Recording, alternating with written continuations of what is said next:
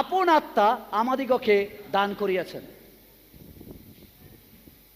কারা কারা চান ঈশ্বর আপনার ভিতরে আসুক? প্রত্যেকে চাই, ভেরি গুড। এবার আমি আসি সেকেন্ড পজিশন। কারা কারা মনে করেন যে হোলি স্পিরিট আপনাকে স্পর্শ করেছে? যারা হাত তুলে আছেন আমি এবার ধরবো।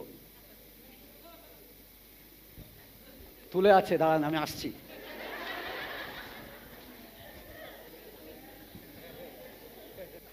যে যত অপমান করুক, যে যত গাল দিক, আমার ভিতরে হোলি স্পিরিট আছে মানে আমি তাকে প্রেম করব। প্রেম, প্রেম মানে হচ্ছে ঈশ্বরের আত্মা আছে মানে ঈশ্বর প্রেম, আর আমি তাকে খেয়েছি। ওকে, কল্পনা করে দেখুন, আপনাকে হদ্দম বিরিয়ানি খাওয়ানো হয়েছে, রাতের বেলা বদহজম হয়েছে, কি বেরোবে বমি করলে? অন্য কিছু বেরোবে? পোলাও, পোলাও বেরোবে না, বিরিয়ানি খেয়েছে, বিরিয়ানি বেরোবে। যেটা আমার ভিতরে আছে ওটা বেরোবে। আমি যদি ঈশ্বরকে খেয়েছি, ঈশ্বর প্রেম, তাহলে আমার ভিতর দিয়ে প্রেমই ঢেকুর উঠবে।